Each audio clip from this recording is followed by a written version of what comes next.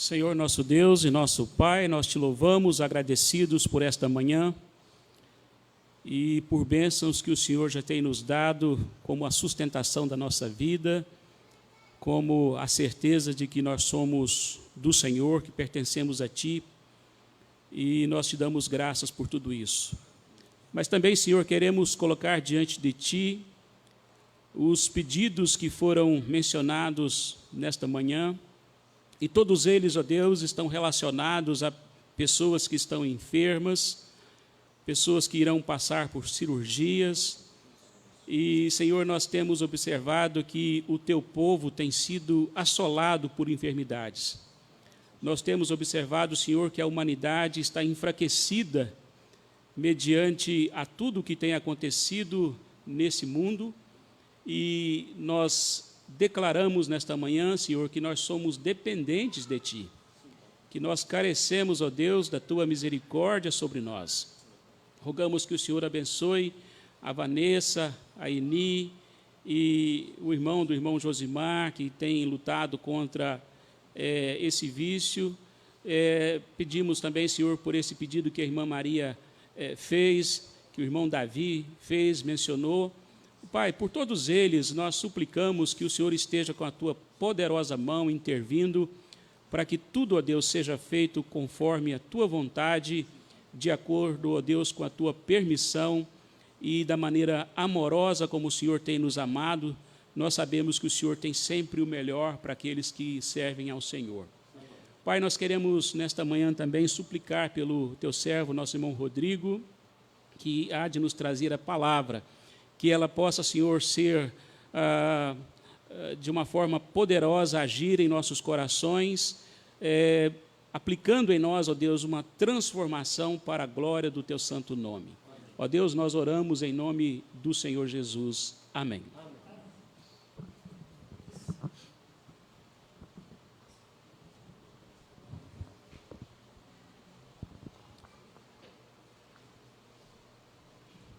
Bom dia, irmãos.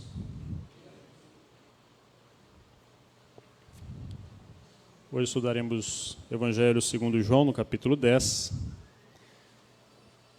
Todo o capítulo, e como o capítulo é bem longo, vamos lendo à medida que o texto for sendo exposto. Creio que vai ser de melhor instrução para todos nós.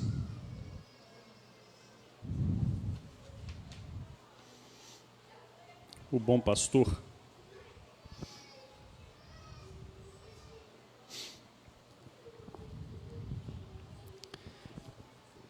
Todos estão com João capítulo 10 aberto? O texto base da lição-chave é o versículo 11. Eu sou o bom pastor dá a vida pelas ovelhas. E o alvo da lição é descobrirmos quão maravilhoso é fazer parte do aprisco do Supremo Pastor, em razão de todo o amor e cuidado que Ele dispensa às suas ovelhas. Nós cantamos já sobre o pastor hoje, inclusive na ceia. Cantamos agora na abertura da escola dominical, e é muito prazeroso saber que o Senhor nos guia, nos protege, cuida de nós, nos leva no colo quando precisamos, e tudo isso nos serve para agradecer mais a Ele, entendermos mais quem é o pastor, é o objetivo dessa lição. Conhecer os significados presentes na parábola do bom pastor, refletir sobre o cuidado de Jesus Cristo como pastor de nossa vida e retribuir os cuidados de Jesus Cristo com atos de obediência à Escritura. Lembrando que nós somos salvos pela graça, mas uma característica dos salvos é justamente obedecer aquilo que a palavra diz. Assim como nós somos filhos desse bom pastor, nós devemos nos sentir privilegiados e amar a lei que ele escreveu. Amar aquilo que ele nos deixa como ordem. Uma característica daqueles que são salvos é justamente viver uma vida santa, que agrade a Ele. E para agradá-lo, nós devemos obedecer aquilo que Ele manda.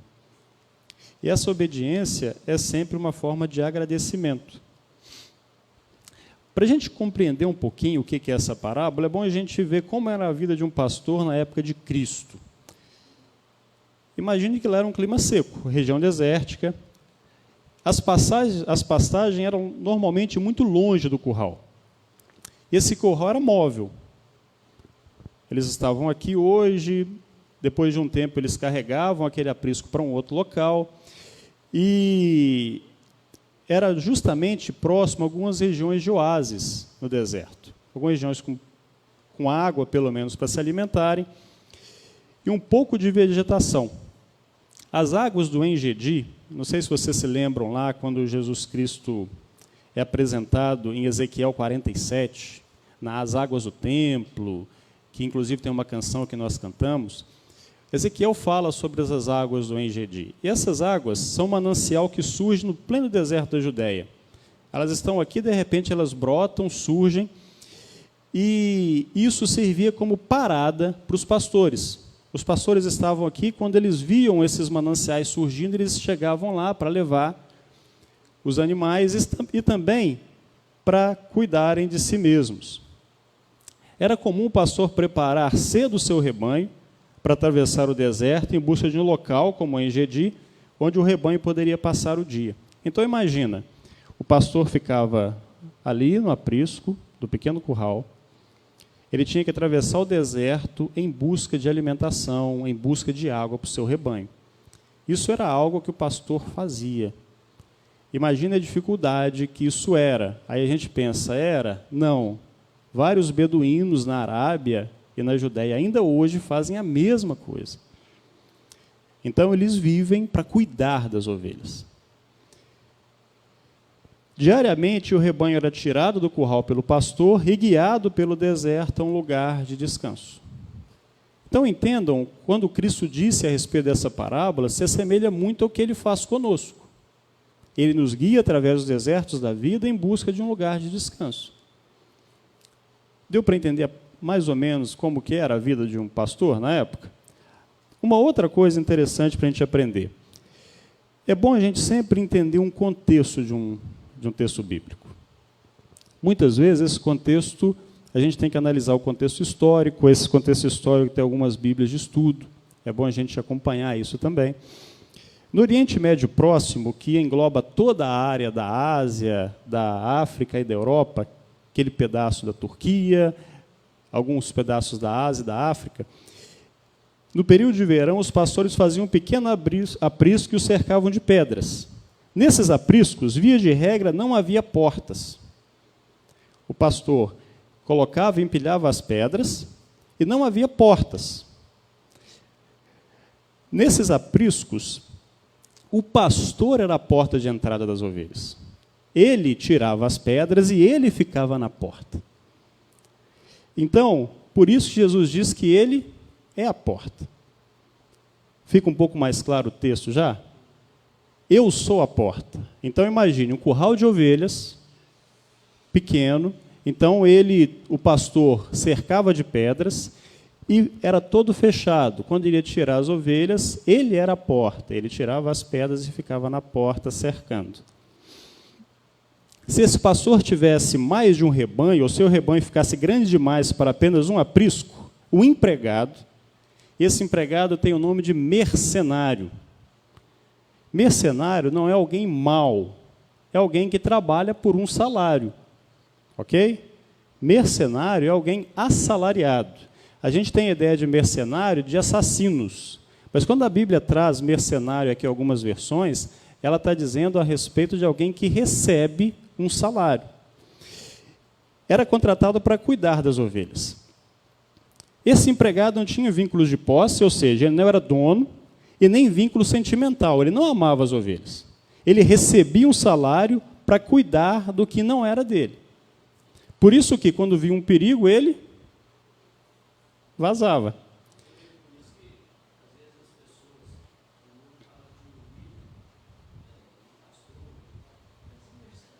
Exato. Exatamente. Caso algum predador atacasse as ovelhas, o mercenário cuidava de si mesmo e fugia, deixando as ovelhas à mercê de lobos vorazes. Isso aqui era na época de verão. Na época de inverno, havia um grande aprisco e os pastores da região levavam seus rebanhos para esse aprisco. Imagina lá que tem um aprisco grande, o inverno na região desértica é extremamente complicado para se viver. Então imagina que tem vários aqui, o Adão que cuida de uns boizinhos lá, e tem outros irmãos que conhecem essa vida. Imagina que você está lá e tem vários pequenos grupos que se juntam para ajudar. Então fica num grande aprisco onde se reúnem todos esses pequenos donos de pastores. Esse aprisco tinha um porteiro que era responsável por abrir a porta para os pastores. Aqui já não é um mercenário. Aqui era um porteiro. Normalmente era um dos pastores que fazia revezamento para cuidar. Então, os pastores iam dormir, ficava um pastor na porta, lá cuidando, e quando os outros pastores vinham, ele reconhecia. Era comum esse grande aprisco ser alvo de ladrões, que à noite pulavam o muro de pedras. Não passava pela porta, não passava pelo porteiro. Ao amanhecer, quando o pastor chegava ao aprisco, era reconhecido pelo porteiro. Ele entrava e chamava as suas ovelhas pelo nome, e as ovelhas, ouvindo a voz do seu pastor, o acompanhavam. Por isso é que quando Cristo diz que ele chama as suas ovelhas pelo nome, ele cuida delas, se refere ao que acontecia nesse período. Esse é o contexto do texto. Se fosse um outro pastor, digamos que está lá o Adão com as suas ovelhas, e eu chamasse as ovelhas pelo nome, elas não me seguiam. E se eu fosse atrás, elas fugiam. Há um vínculo das ovelhas com seu pastor. Ficou um pouco agora mais claro o que a gente vai ler? Creio que todo mundo conhece esse texto. E elas me seguem. Aí o contexto facilita para a gente compreender melhor o texto e aplicar isso para a nossa vida. Até para nós que temos filhos, quando os nossos filhos, mais crianças, olham para isso, a gente pode ensinar para ficar um pouco mais claro para eles também. A partir disso, a gente vai ler primeiro o verso 1 a 6, e em seguida a gente vai aplicar um pouco desses textos para a nossa vida. Eu lhes digo a verdade. Quem entra no curral das ovelhas às escondidas, por sobre a cerca, em vez de passar pela porta, é certamente ladrão e assaltante. Mas quem entra pela porta é o pastor das ovelhas. O porteiro lhe abre a porta, as ovelhas reconhecem sua voz e se aproximam. Ele chama suas ovelhas pelo nome e as conduz para fora. Depois de reuni-las, vai adiante delas, e elas o seguem porque conhecem a sua voz. Nunca seguirão o desconhecido, antes fugirão dele, pois não reconhecem sua voz. Os que ouviam Jesus falar essa ilustração não entenderam o que ele quis dizer. Por isso ele explicou: eu lhes digo a verdade, eu sou a porta das ovelhas. Então, esse capítulo 10 a gente vai estudar as ações que evidenciam as verdadeiras ovelhas do Supremo Pastor, do verso 1 a 6, os benefícios e o amor que o Supremo Pastor proporciona às suas ovelhas, do verso 7 até o verso 18, o desprezo natural daqueles que não pertencem ao aprisco do Supremo Pastor. Nós vamos ter todos esses grupos dentro de João 10. Nós teremos os falsos mestres, os salvos, a pessoa de Cristo e os iníquos, os ímpios, os que não são ovelhas. E como que isso se aplica ao Senhor? Nós já lemos o verso 1 até o verso 6, a gente tem um cenário, um aprisco, e alguns personagens, um ladrão e um salteador, um porteiro, um pastor de ovelhas e as ovelhas do pastor.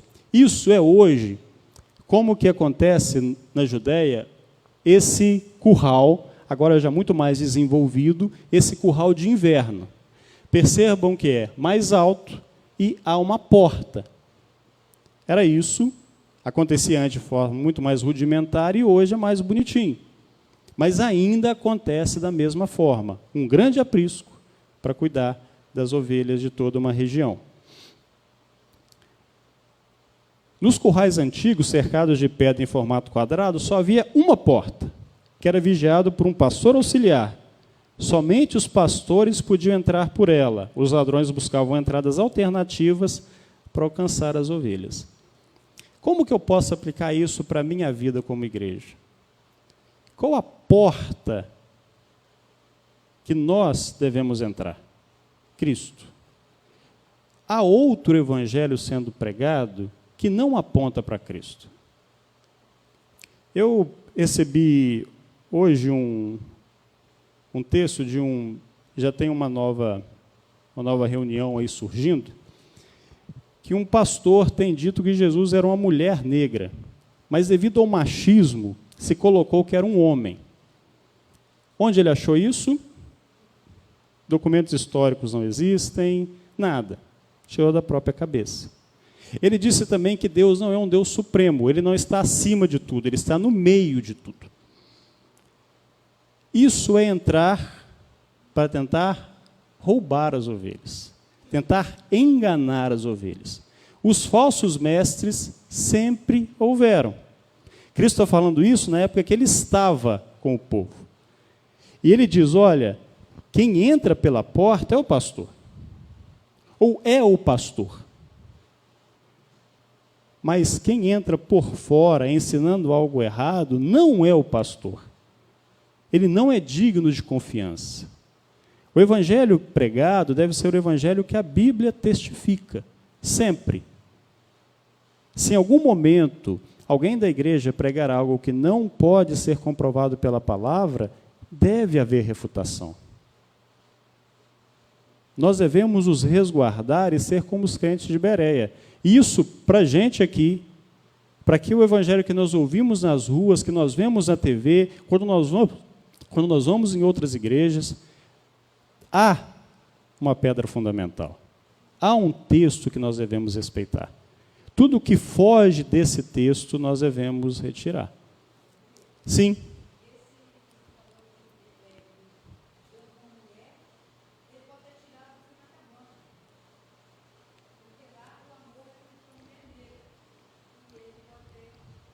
A cabana é...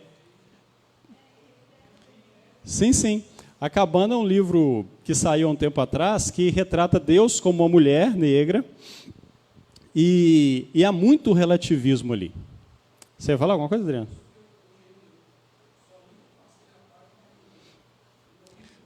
O livro é bom, mas tem muitas heresias. O pessoal da Liga lá em cima falou muito do livro, aí a gente leu para discutir. E realmente o livro traz uma mensagem boa, mas deturpa o evangelho. Isso, e tem uma coisa interessante. Alguém conhece aqui racumim? Aquele veneno de rato? Ele é feito 90% de milho. 10% de veneno. Os 10% de veneno matam. O evangelho pode ser 90% verdadeiro, se for 10% infiel, mata. Mata. Nós devemos ter cuidado com aquilo que a gente ouve.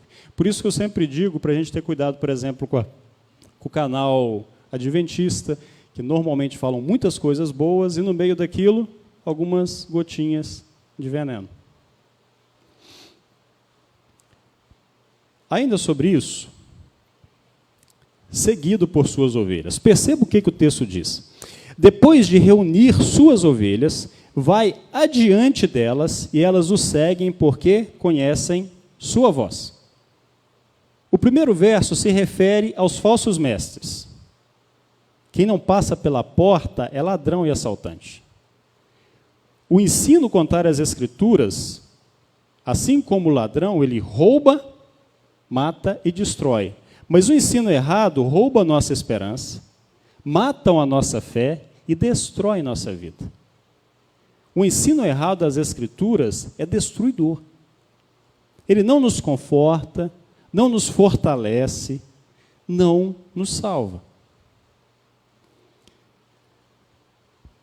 Então, para a gente compreender um pouco o texto, vamos voltar. O porteiro lhe abre a porta, e as ovelhas reconhecem sua voz e se aproximam. Ele chama suas ovelhas pelo nome e as conduz para fora. Depois de reuni-las, vai adiante delas. Queria que vocês pensassem nisso. Está todo mundo para ver aqui, apesar de não parecer, isso aqui é uma foto de um aprisco tirado de cima. Então tem as ovelhas e lá na frente tem o pastor. O rebanho de bois, como que acontece? O vaqueiro toca a boiada e ele fica atrás, né? Mas o rebanho de ovelhas segue o pastor. O pastor vai adiante, o pastor guia o rebanho. Porque imagine, regiões montanhosas, o pastor vai com cajado e com bordão, examina até onde a ovelha pode ir e as direciona. Cristo faz assim conosco. Ele vai adiante de nós, nos mostra o caminho, nos guia, para que possamos achar pastagem, para que possamos achar descanso, para que possamos achar água. Esse é o pastor. Então, isso aqui é uma foto atual, não tem esse gramado tão verde em Israel, isso aqui é na Escócia, mas passa essa ideia, o pastor está à frente, segurando uma arma, algo que ele possa proteger as ovelhas. As ovelhas seguem porque confiam, reconhecem a voz dele e não por medo. Elas têm um temor do pastor, sabem que o pastor cuida delas. As ovelhas não seguem o estranho, pois não reconhecem a voz dele.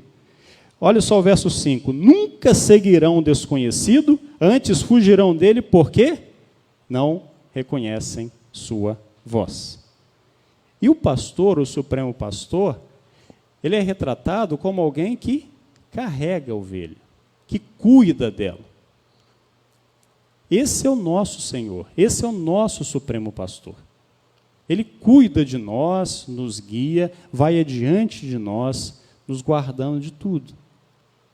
E nós conseguimos reconhecer a sua voz no meio de tantos pastores estranhos, no meio de tantos que não são Cristo, que falam de um outro evangelho.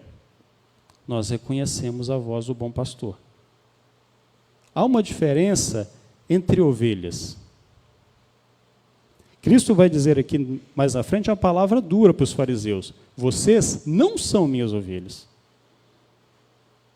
Vocês não são do meu aprisco. Ainda há um aprisco. E ali Cristo apontava para nós. Mas vocês não são. Perceba que essa ideia de seguido por suas ovelhas retrata quem o cristão é. Nós seguimos ao nosso mestre. E João, para hoje, o verdadeiro discípulo ouve e reconhece a voz do Supremo Pastor. Quem achar primeiro, leia, por favor, Efésios 4, verso 1. Pode achar aí. Se você pertence a Cristo, viva de modo digno da vocação a que você foi chamado. Quem achar, pode ler, por favor, Efésios 4, verso 1.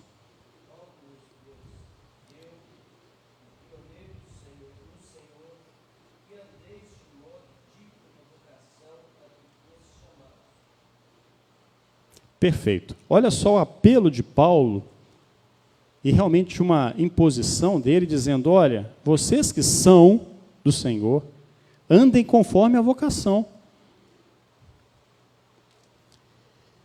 E reflita. Então, quando a gente ouve isso e lembra que Cristo nos chamou e nós reconhecemos a sua voz, nós precisamos refletir sobre a área da nossa vida que precisa se ajustar melhor ao que o bom pastor diz.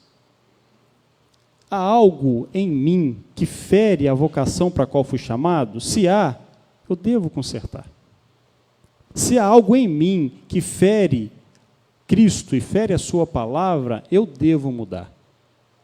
Eu não posso relativizar a palavra e dizer, não, todo mundo faz isso hoje.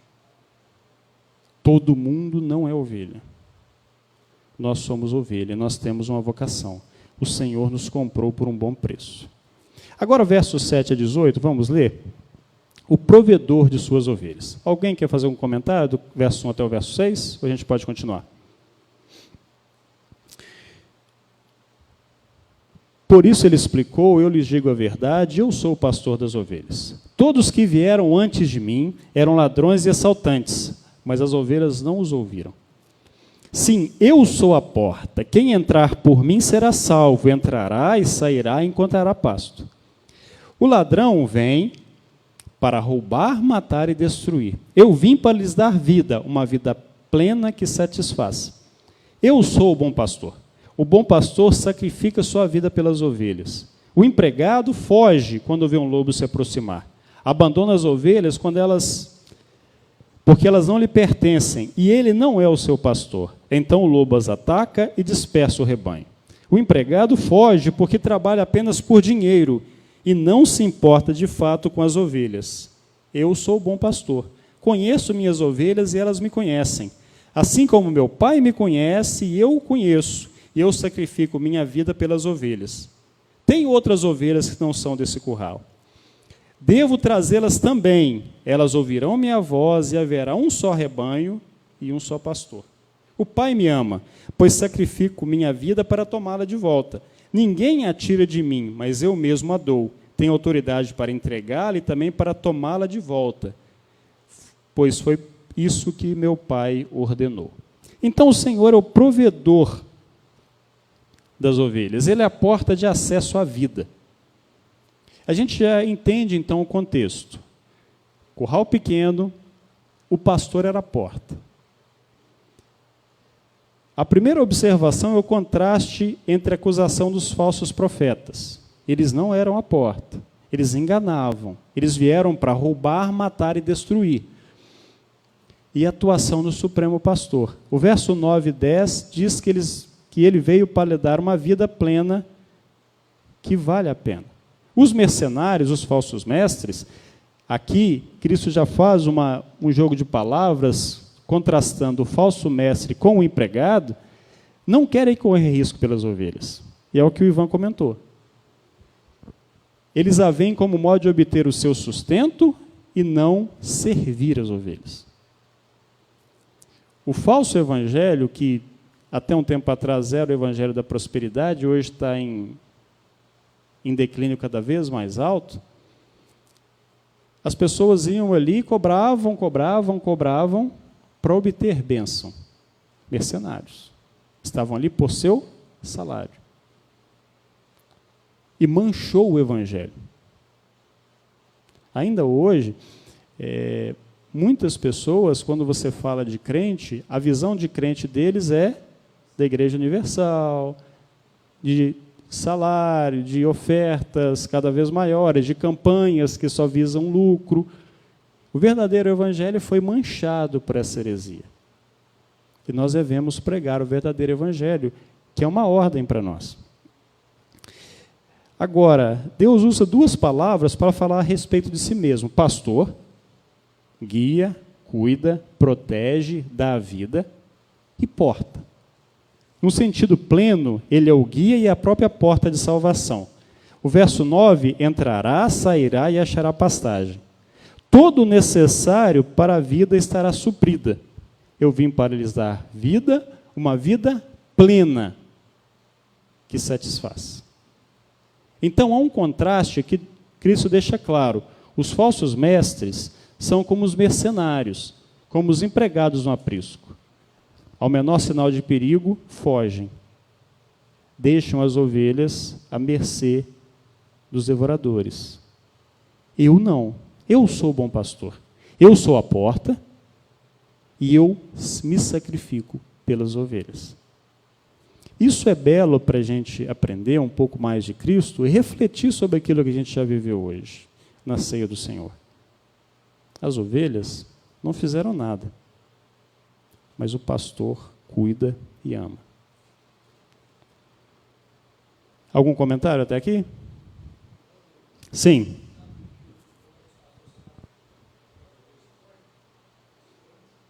Hã?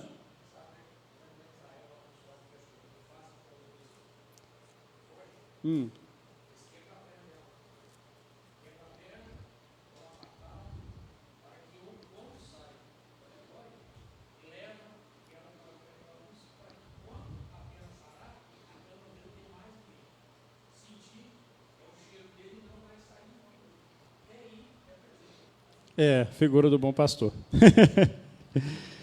E é uma coisa interessante que, às vezes, realmente Deus age com a gente como um pai e nos castiga.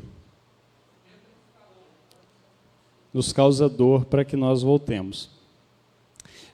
Substituto na condenação. E aí nós temos esse texto. Assim como meu Pai me conhece, eu conheço, eu sacrifico minha vida pelas ovelhas. O grande amor com que Jesus amou suas ovelhas o levou à morte na cruz. Ele amou as suas ovelhas. Ele ama as suas ovelhas.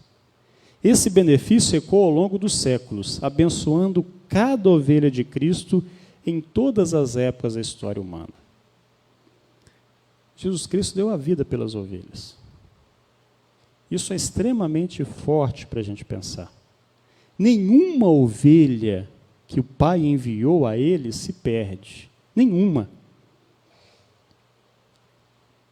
E para a gente entender isso, vamos ler o capítulo 15, verso 13, do mesmo Evangelho de João.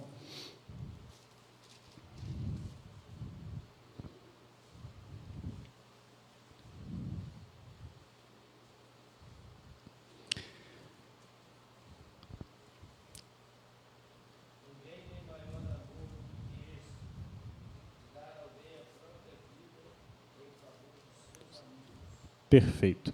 Alguém, por favor, Mateus 20, verso 28.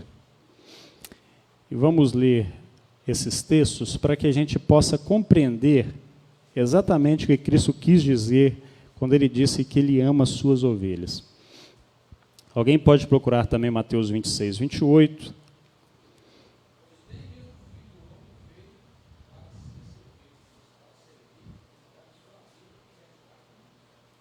Perfeito. Vamos entender um pouquinho da vida em resgate de quê? De todos? De muitos. Ovelhas, amigos, muitos. Capítulo 26, verso 28.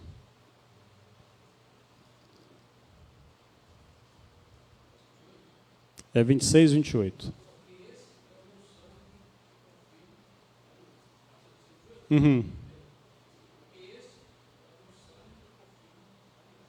Beleza. De quantos? Muitos. Perfeito. Atos 20, verso 28.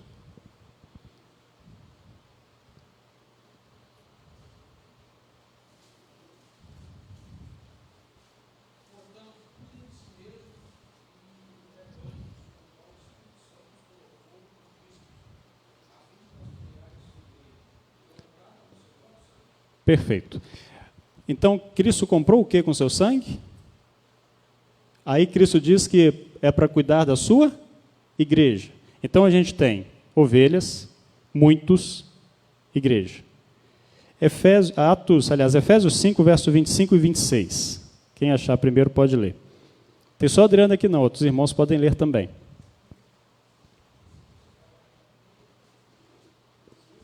Efésios 5, verso 25 e 26.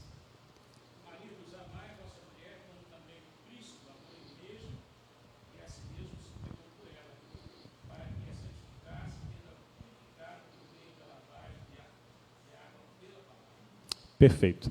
Aí Cristo diz que ele deu a sua vida pela igreja, que é a noiva. Apocalipse 5, verso 9.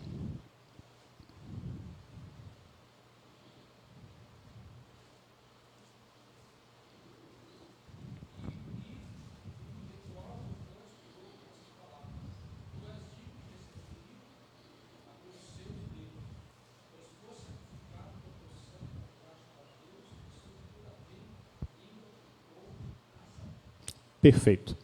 Então nós vemos, em síntese aqui, quem são essas ovelhas. Não são todas as pessoas do mundo, são muitas. Esses muitos são a igreja que o Senhor comprou, e Ele a santifica através da lavagem de água pela palavra, e são povos de todas as tribos, nações, línguas. Então nós temos aí exatamente por quem Cristo deu a vida, por a igreja em todas as eras, em todas as épocas.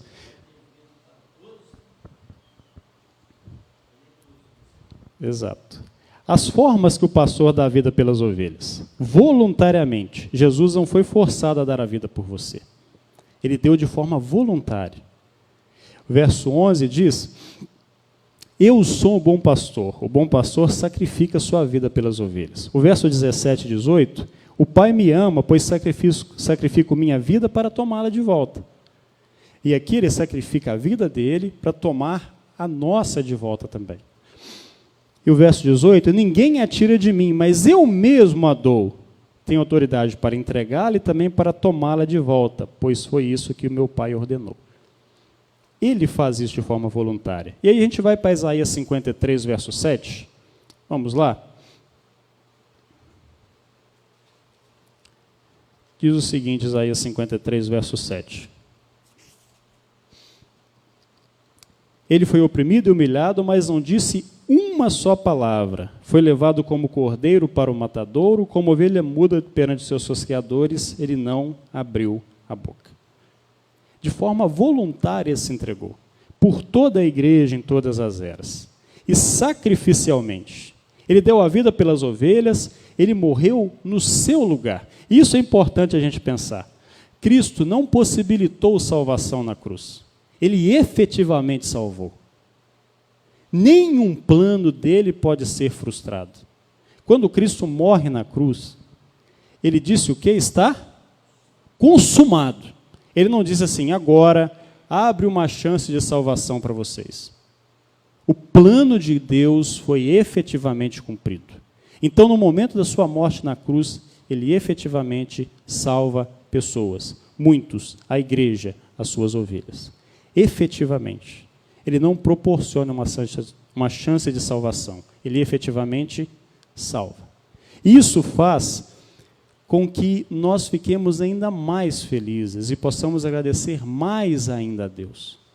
Ele efetivamente nos salvou. Ele efetivamente morreu por cada um de nós, por suas ovelhas, por muitos, por sua igreja. Isso faz com que nós possamos adorá-lo de forma ainda mais clara, nós possamos compreender melhor o plano da salvação. Cristo efetivamente salvou na cruz. Isso transforma e deve transformar a nossa adoração.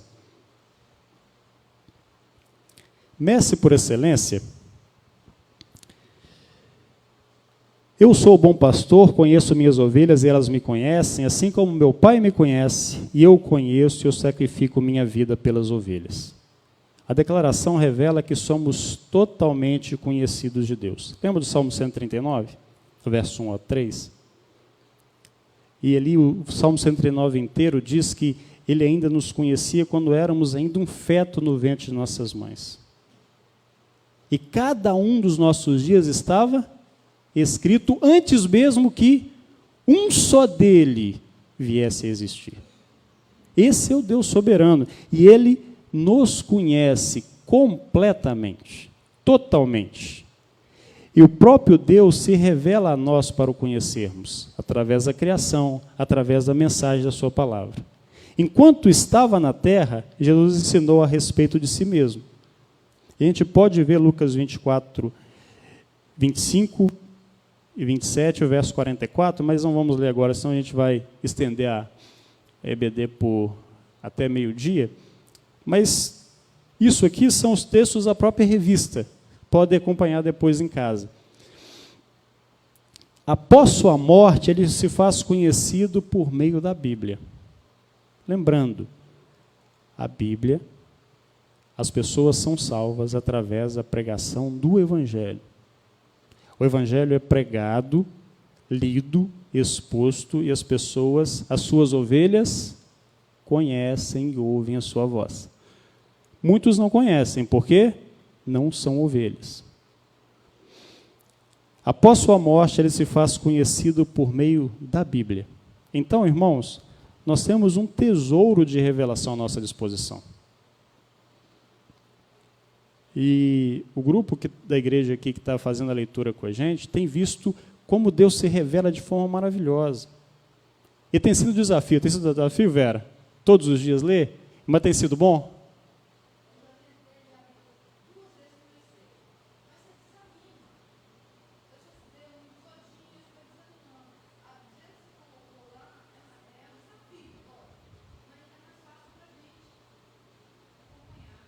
Marconi aí, está gostando?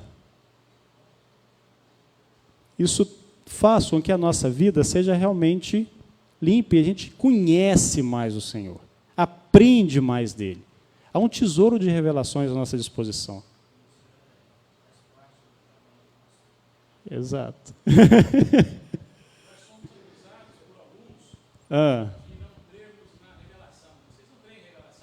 Sim, sim. Revelação perfeita que está aqui. Já está tudo revelado. Aham.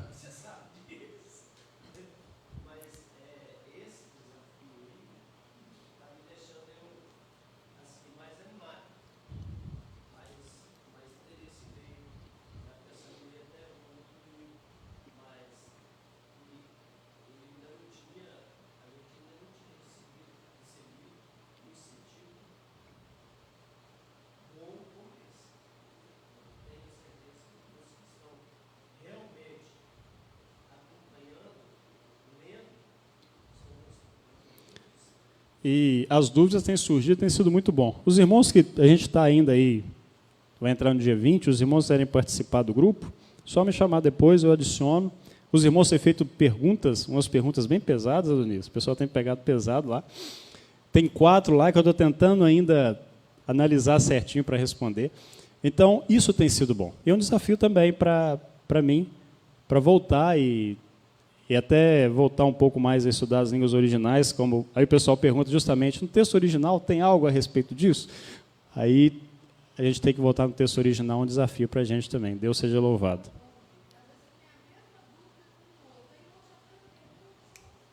Exato.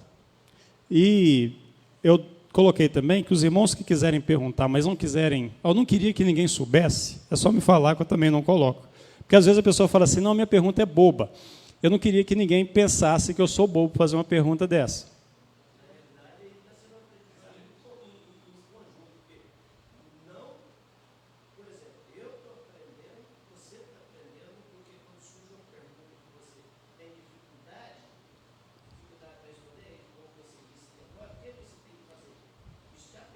Isso, tem que estudar.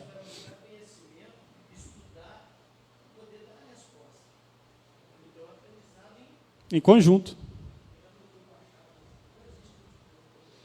Não. Não existe.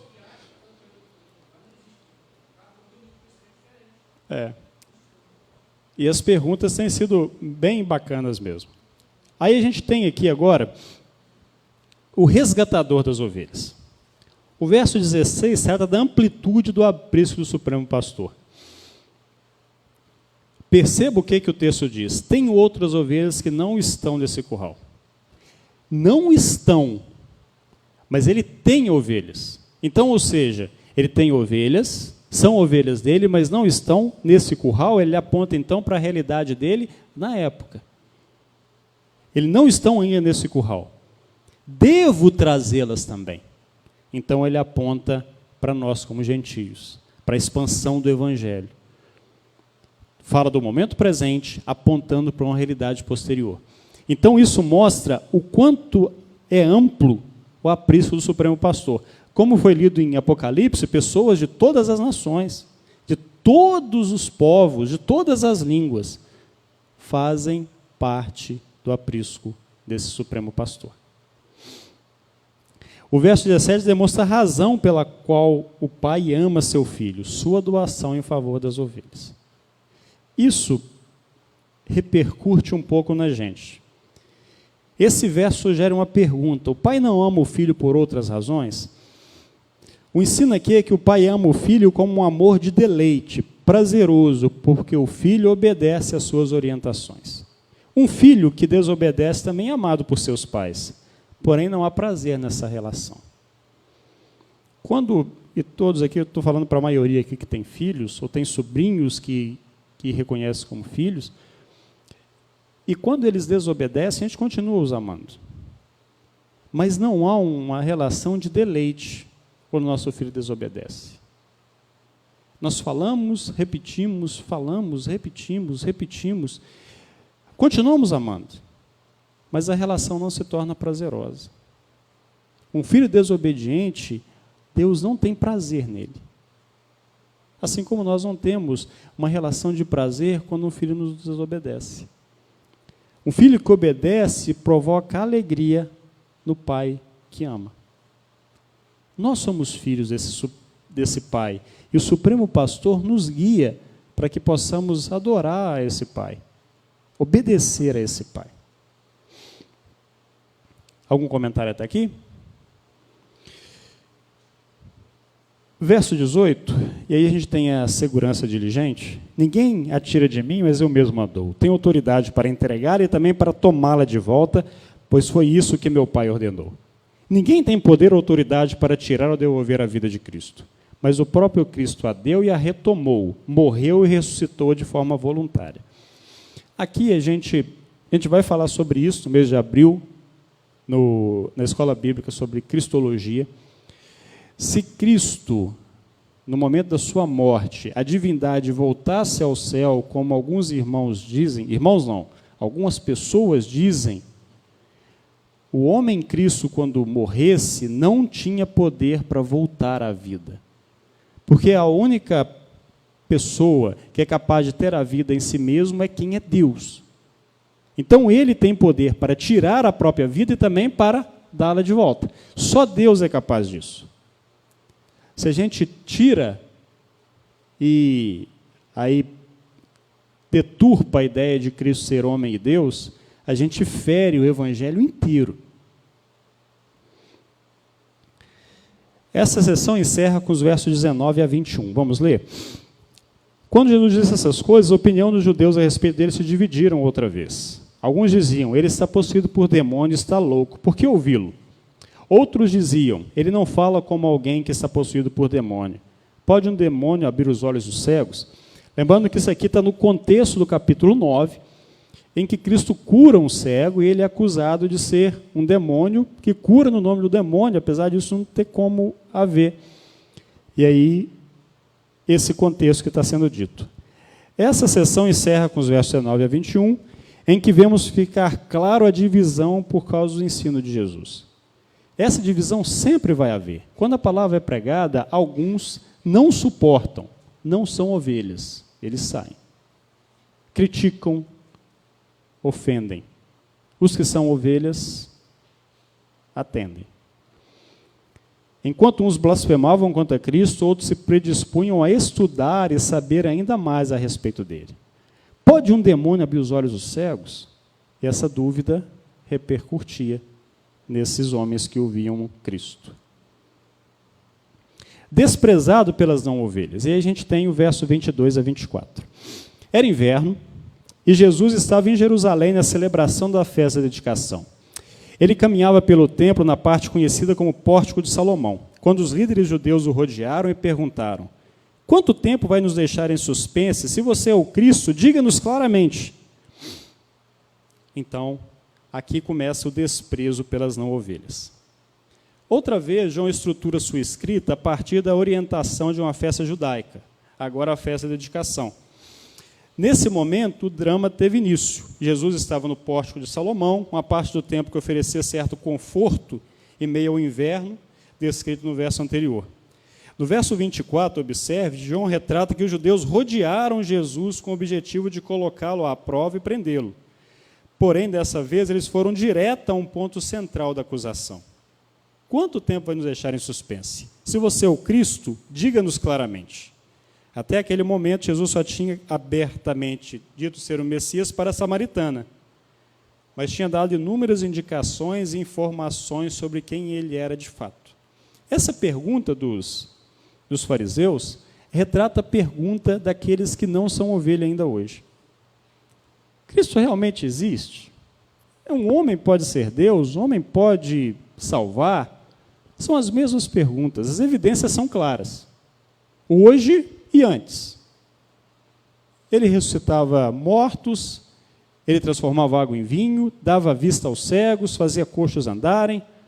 Tudo isso, algo que não era, jamais foi visto depois, e nem antes. Eram evidências claras de que era o Messias. Os judeus conheciam de forma muito forte o Antigo Testamento, mas não eram ovelhas, não conseguiam discernir quem era Cristo. E aí a gente tem o ponto, o protetor de suas ovelhas. Verso 25 a 30. Jesus respondeu: eu já lhes disse e vocês não creram em mim. A prova são as obras que realizo em nome de meu Pai. Mas vocês não creem em mim porque não são minhas ovelhas. Minhas ovelhas ouvem a minha voz, eu as conheço e elas me seguem. Aqui, lembrando, contexto aqui, inverno. Lembra do contexto do inverno no aprisco? O pastor chegava no meio de um rebanho gigantesco e quando ele chegava e falava, as ovelhas o seguiam. O contexto deixa mais claro aquilo que a gente está dizendo. Eu lhes dou a vida eterna e elas nunca morrerão. Ninguém pode arrancá-las de minha mão, pois meu Pai as deu a mim e Ele é mais poderoso que todos. Ninguém pode arrancá-las da mão de meu Pai. O Pai e eu somos um. Irmãos, esse texto que nós lemos, estamos lendo hoje, ele é extremamente rico e fala pelo menos sobre 3 doutrinas maravilhosas para a gente. Vocação eficaz. Realmente, aqueles que são de Cristo ouvem a voz e a seguem. Morte eficaz do Senhor. E isso aqui que é chamado de perseverança dos santos. Aqueles que são de Cristo nunca perdem a salvação. E jamais podem perder algo que eles não pagaram para conquistar. Cristo deu de graça a salvação, e essa salvação não pode ser perdida por algo que eu venha fazer. Lembrando que quando um crente, uma ovelha, se afasta do rebanho, ela, o que o Adriano disse? Ela se fere. Continua sendo ovelha, se fere. O pastor cuida dela. E essa perseverança não vem de nós, vem do próprio Deus. Deus que fornece a salvação, que nos salva efetivamente e que nos conserva separados para Ele. Nós não temos o poder de santificação, não temos o poder de continuar sendo ovelha. O Senhor é que nos conserva santos, separados. E esse texto é claro, percebam, elas nunca morrerão. Nunca morrerão. Ninguém pode arrancá-las de minha mão. O diabo não pode arrancar as ovelhas que são do Senhor. Agora, se alguém, a gente tem que compreender isso, perseverança dos santos, uma vez salvo, salvo para sempre, não quer dizer que aquele que é salvo peque o tempo inteiro e que brinque com a salvação. Aquele que é salvo, Deus o persevera em santificação, o guarda, e uma marca é a obediência à palavra. Nós podemos cair, a nossa queda não nos retira, e Cristo lá antes da fundação do mundo, quando ele escreveu o livro da vida, ele escreveu lá, Ivan, ponto. Aí o Ivan pecou, ele vai lá com a borracha, apaga. Aí o Ivan reconciliou, ele vai e escreve de novo. Aí o Ivan pecou de novo, ele apaga. Não existe isso. Mas aquele que é salvo, ele considera que a salvação vem do Senhor e ele se sente privilegiado em, uma vez que eu fui salvo pelas obras do Senhor, eu persevero em boas obras. Uma vez salvo para sempre, não é desculpa para pecar. Na verdade, aquele que é salvo, como diz Romanos 5 e Romanos 6, diz que, uma vez agora que onde o pecado abundou, superabundou a graça, eu posso continuar vivendo em pecado? O que Paulo diz? De maneira nenhuma. Se você foi salvo, você tem que viver uma nova vida. Essa perseverança dos santos é uma doutrina que nós devemos explicá-la de forma correta. O salvo pode cair? Pode. Ele perde a salvação? Nunca. Mas e aquele cara que vem à igreja e aceitou Cristo no apelo, aceitou Cristo, batizou, mas ele está lá no mundo, se ele está lá no mundo e sente prazer no mundo e não volta para os caminhos do Senhor, ele nunca foi ovelha. No dia que ele estiver de frente ao Senhor, o Senhor vai falar para ele assim: olha, você não é minha ovelha.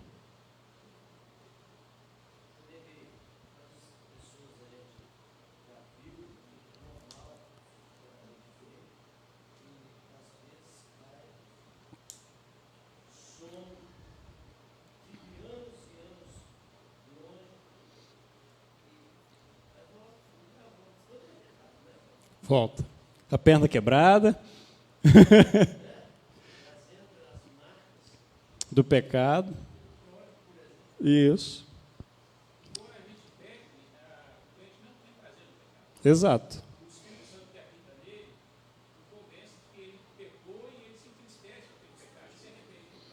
E tem, irmãos, eu vou dizer uma coisa para vocês aqui, eu não vou contar o nome da pessoa, mas eu e Adonis ficamos muito felizes com o que houve essa semana. Uma irmã da igreja disse para a gente que ela foi, de certa forma, convidada a fazer parte de um grupo, a fazer parte de um evento, mas a consciência dela apontava: olha, isso, eu não estou conseguindo ficar em paz em participar disso. Que bênção! E quando eu disse para ela: olha, isso, a sua consciência apontando, é o Espírito Santo falando ao seu coração que aquilo que você foi convidado a fazer não é da vontade dele. Irmãos, quão triste deve ter sido para Sansão. Quando o Espírito Santo sai dele, ele não percebe. Não podemos apagar o Espírito Santo em nós. Se nós continuamos pecando a reveria, essa consciência vai deixando de apontar os nossos erros. Nós devemos sempre voltar ao Senhor. Eu fiquei muito feliz, dividi isso com a Adonis, e é muito prazeroso a gente saber disso. Quando Lutero foi chamado para depor, ele seria morto, ele disse: olha, renega a Bíblia, renega aquilo que você escreveu, que a salvação vem pela graça. Ele disse assim: eu não posso fazer isso, eu não posso ir contra a minha consciência. Ir contra a consciência é um pecado. Então, ouvem e seguem a voz de Cristo. Essas são as ovelhas. As obras de Cristo indicavam sua messianidade. Fazer tudo o que ele fez era a prova que ele era o Messias. Não precisava de mais nada. Mas eles continuavam pedindo mais algo. Os questionamentos religiosos levaram Jesus a novamente apresentar o contraste entre os eleitos e os incrédulos. Aqueles que o Senhor chamou, que efetivamente salvou, que escolheu antes da fundação do mundo, eles têm uma vida diferente. Eles reconhecem a voz do Supremo Pastor. Eles ouviram a voz do Supremo Pastor e essa voz os convenceu a segui-lo. Há um contraste entre esses e aqueles que não são eleitos, entre os eleitos e os ímpios, entre os salvos e os perdidos, entre as ovelhas do Senhor e aqueles que não são ovelha. E isso mostra exatamente de forma clara: vocês não são minhas ovelhas, porque não ouvem a minha voz, eu não conheço vocês e vocês não me seguem. Os que não são de Cristo são incapazes de ouvi-lo. Vamos lá para Romanos capítulo 8, verso 7.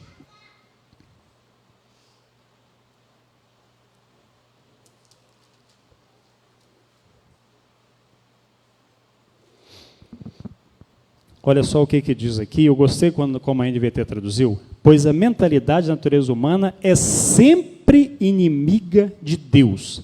Nunca obedeceu às leis de Deus e nunca obedecerá.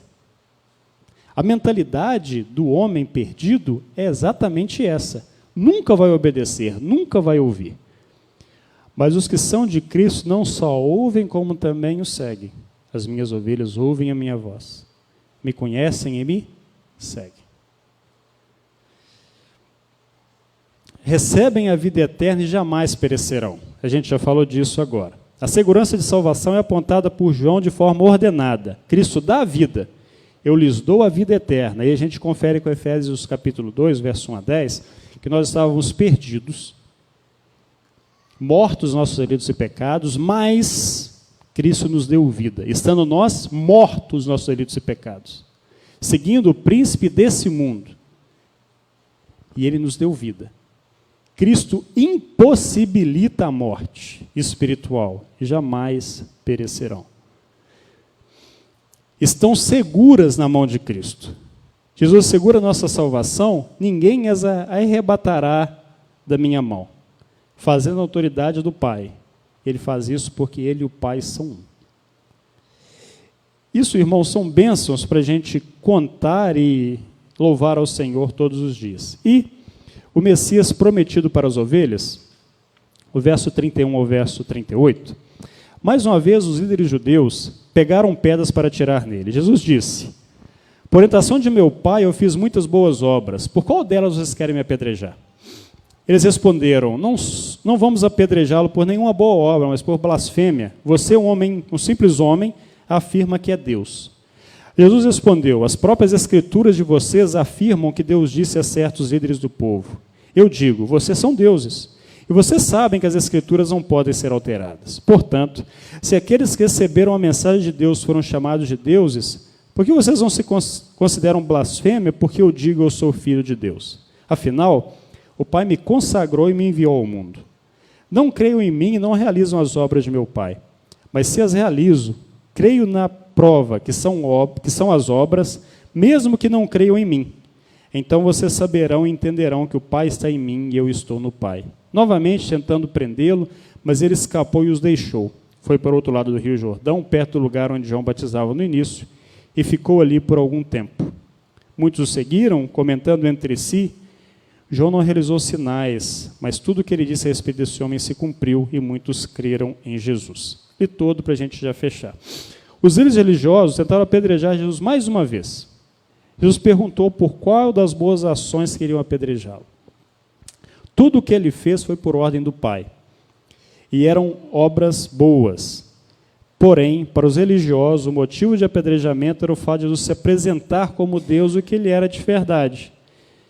E desse cenário, Jesus não foi afirmativo, a não ser apontar provas de que ele era o Messias. Ele afirma que é o Messias, e lança a mão do Salmo 82, no verso 34. As próprias Escrituras afirmam que Deus disse a certos líderes do povo: vocês são deuses. Nesse sentido, o argumento de Cristo é: se até aqueles que julgam deuses e não foram reconhecidos pelo Pai como filhos, o que dizer daquele que é o próprio Deus, que se apresenta como Filho de Deus? Em linha simples, ele está dizendo: vocês usam peso, mas duas medidas. Vocês seguem o Salmo 82 ao dizer que vocês, que líderes, são deuses, mas não tem sinais em vocês. Vocês não fizeram nada que testificam que você é um Deus. Eu faço tudo isso, vocês não enxergam. Dois pesos? Um peso, mas com duas medidas. Os milagres confirmam que Jesus é o Messias. E essas ações são claras, mas eles não atenderam porque não eram ovelhas.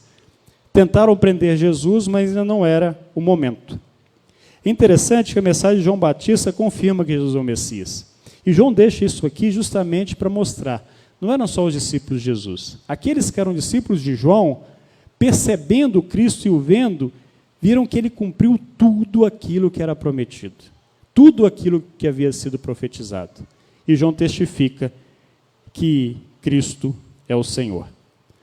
João, para hoje, para a gente fechar, depois de toda essa riqueza que nós aprendemos, a Escritura não pode ser anulada.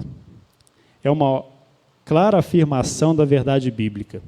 Se aceitarmos a Cristo como Senhor, também devemos aceitar o testemunho que Ele dá a respeito da Bíblia, como prova que ela é a palavra de Deus. Se ela é a palavra de Deus, nós devemos ouvi-la sempre, atender ao que ela nos manda fazer, ensinar aos nossos filhos.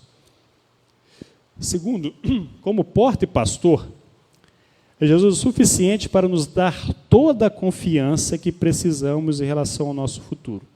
E aí o autor da revista faz uma pergunta: você tem sido firme nessa convicção que só Cristo basta?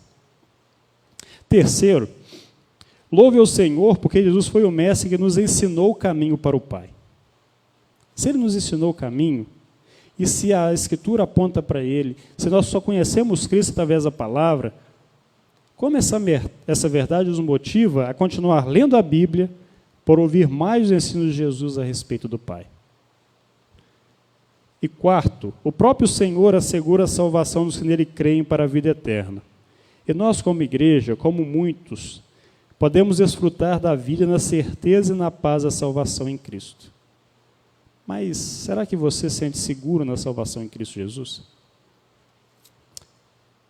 E a conclusão, nós descobrimos em João 10 que por meio da Escritura é possível evidenciar aqueles que são ovelhas do Supremo Pastor. Ouvem, seguem, obedecem. Assim como aprendemos que o Supremo Pastor dispensa uma série de benefícios e privilégios às suas ovelhas. Entretanto, também foi revelado que existe um desprezo a Jesus e a seus ensinos por aqueles que não pertencem ao aprisco do Supremo Pastor. Creio que essa lição foi uma das lições mais pesadas para a gente aprender e para a gente guardar. E que o Senhor abençoe a palavra dele em nossos corações. Algum comentário?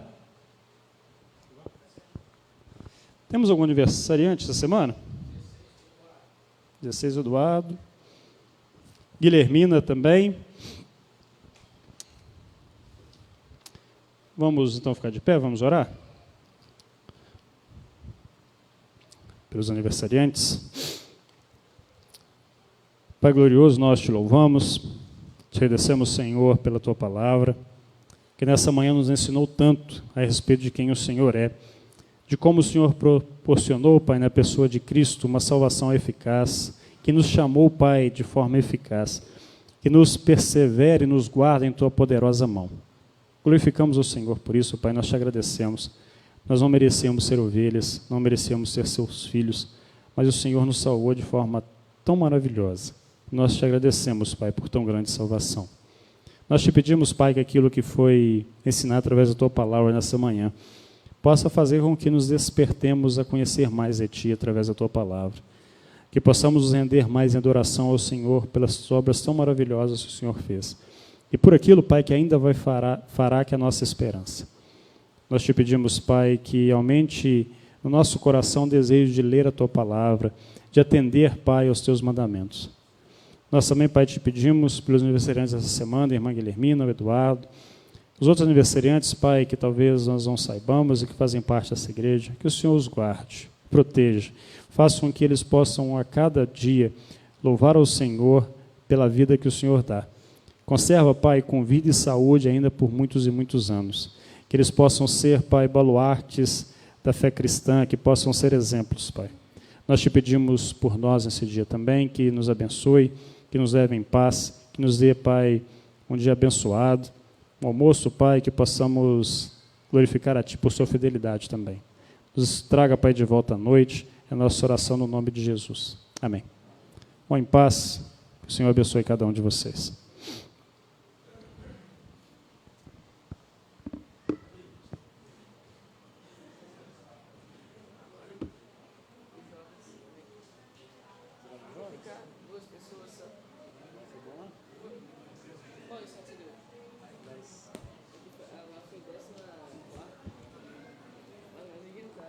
É porque lá começou antes.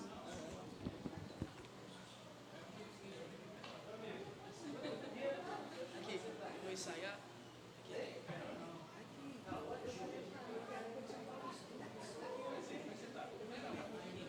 Eu te mando todos os